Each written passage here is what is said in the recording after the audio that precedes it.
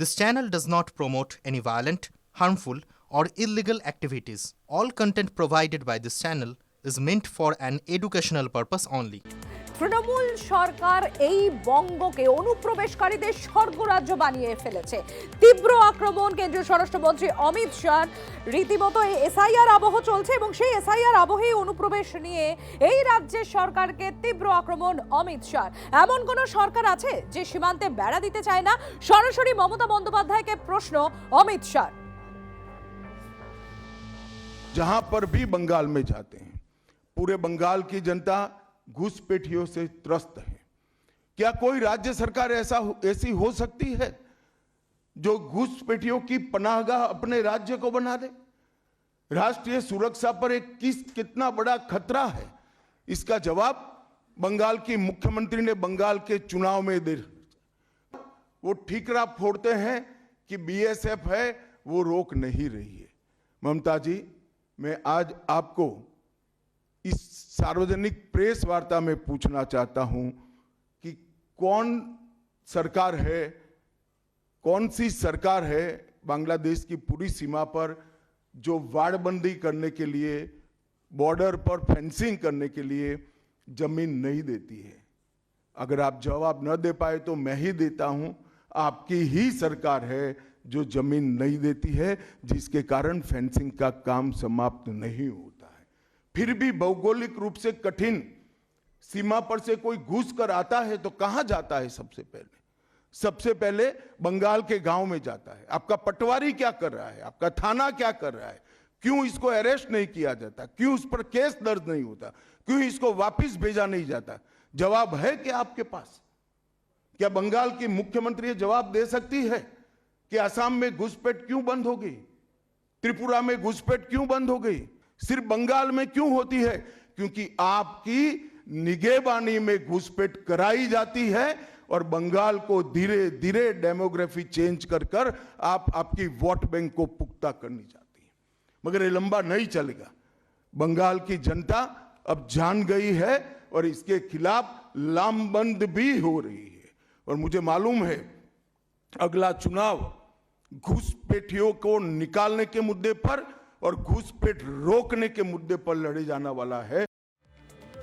আর এই অনুপ্রবেশ ইস্যুতেই এবার পাল্টা কেন্দ্রীয় স্বরাষ্ট্রমন্ত্রী অমিত শাহকে নাম না করে পাল্টা আক্রমণ মমতা বন্দ্যোপাধ্যায়। তিনি উল্লেখ করছেন কাশ্মীরের কথা, পেহেলগাঁওয়ের ইনসিডেন্ট। তিনি বলছেন যদি অনুপ্রবেশ না হতো তাহলে পেহেলগাঁওয়ের ঘটনা কি আপনারা করালেন? তীব্র আক্রমণ মমতা বন্দ্যোপাধ্যায়। দিল্লি বিস্ফোরণের কথাও এদিন টেনে এনেছেন তিনি। শুনে, বাংলায় শুধু অনুপ্রবেশকারী, কাশ্মীরে নাকি নেই। তাই যদি সত্যি হয় বন্ধু, একটা কথার উত্তর চাই, পহেলগাঁও তাহলে কি আপনারা করলেন? দিল্লিতে কিছুদিন আগে যে ঘটনা ঘটে গেল, অনুপ্রবেশকারী বাংলা ছাড়া কোথাও নেই, তাহলে কি আপনারা করলেন?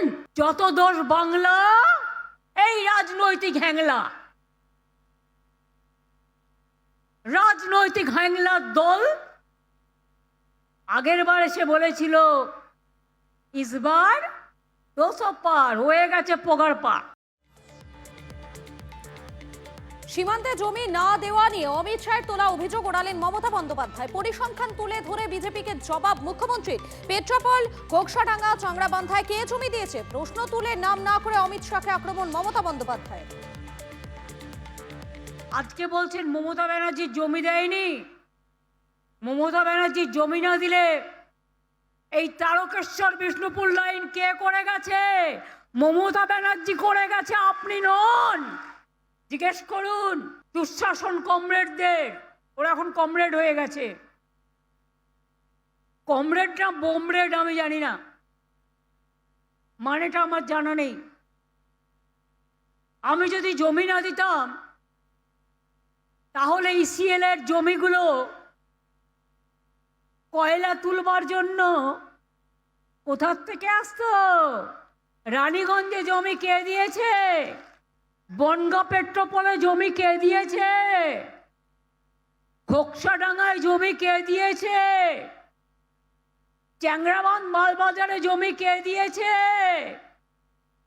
অন্ডাল এয়ারপোর্টের জমি কে দিয়েছে? পানাগড়ের জমি কে দিয়েছে? বড় বড় কথা, মিথ্যে কথা।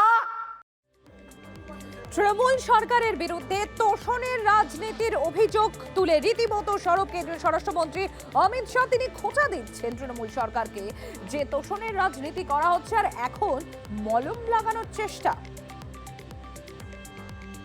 सांप्रदायिक तुष्टीकरण को इस राज्य सरकार ने अपनी नीति के रूप में स्वीकार कर लिया है। अब मरहम लगाने का प्रयास हो रहा है, मगर अब मरहम लगाने से कुछ नहीं होता है।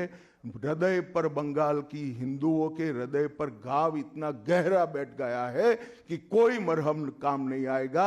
अब आपका जाने का समय तय हो गया है। मैं तो भाई किसी भी कारण से मंदिर बनाते ही इसका स्वागत करता हूं, मगर बहुत देरी कर दी है उन्होंने। আরে এসআইআর আবহের মধ্যে 26-এর ভোটের আগে মতুয়াদের নিয়ে ফের আশ্বস্ত করলেন কেন্দ্রীয় স্বরাষ্ট্রমন্ত্রী মমতা বন্দ্যোপাধ্যায়। মতুয়াদের কিছু করতে পারবেন না বলে মতুয়াদের আশ্বাস দিয়েছেন তিনি। मतुआओं को डरने की कोई जरूरत नहीं है। ये भारतीय जनता पार्टी का वादा है। जो शरणार्थी बंगाल में आए हैं वो भारत के नागरिक हैं, इनका कोई नुकसान नहीं कर सकता, ममता बनर्जी भी नहीं कर सकती। আপনাদের শোনালাম অমিত শাহ তিনি কি বলেছেন, তার বক্তব্য আপনাদেরকে শোনালাম, এবং এর পরিপ্রেক্ষিতে ব্রাত্য বসু তিনি কি বলছেন তার কি বক্তব্য শোনাই আপনাদের। মতুয়ারা তো আগামী 5 তারিখ পথ অবরোধের ডাক দিয়েছেন। মতুয়ারা এখন বুঝে গেছেন যে তাদের একমাত্র ভরসাস্থল হচ্ছে মামাটি মানুষের সরকার, মুখ্যমন্ত্রী মমতা বন্দ্যোপাধ্যায়। কি করে মতুয়ারা এক অংশ একটা মনুবাদী দলের প্রতি মানে সাময়িকভাবে বিভ্রান্ত হলেন, সেটাই তো আমার কাছে খুব রহস্য ছিল।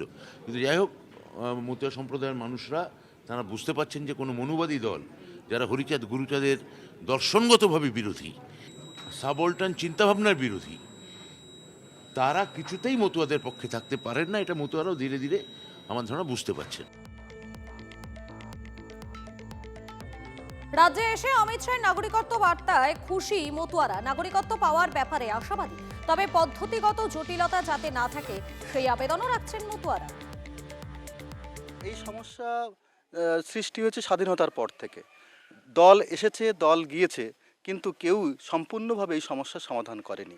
একমাত্র কেন্দ্র সরকার, অমিত শাহজি, মোদিজি, তারা আজকে এই উদ্বাস্তু মানুষের জন্য সমাধান করছে। এর চাইতে গর্বের এবং আনন্দের কিছু হতে পারে না।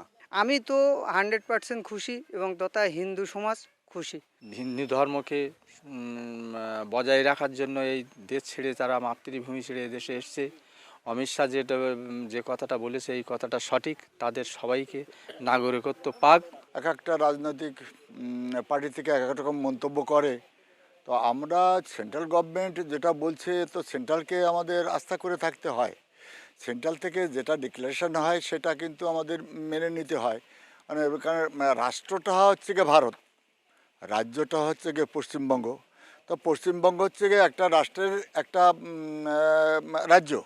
তো রাজ্য প্রধান তো দেশের টোটাল মন্তব্যটা সে উনি করতে পারেন না। সুতরাং অমিত শাহ যেটা বলেছেন সেইটাই আমরা মনে করে নিচ্ছি যে এটাই আমাদের সত্যি ঘটনা বলছেন এবং সেটাকে আমরা ফলো করে চলছি। কাগজপত্র তো আমাদের অনেকের নেই, তা ওসব কোথায় পাবো? এসআই আমাদের অনেকের কাছে কঠিন হয়ে যাচ্ছে। ওই যে বাংলাদেশের একটা প্রমাণ, একটা না ওই তারপরে আসার আগে প্রমাণ দিতে হবে। বাংলাদেশের একটা প্রমাণ যেখানে দিচ্ছি সেখানে দেখা যাচ্ছে আমরা চলে আসবো, অনেক আগে পাবো কী করে। এই যেভাবে দেওয়া হচ্ছে এর থেকে একটু সহজ সরলভাবে যদি দেওয়া যায় তাহলে হয়তো অনেকে সহজে গ্রহণ করবে বা করবে, সেদিক দিয়ে এগোবে বা কোনো সরকারের বিরুদ্ধাচরণ করবে না।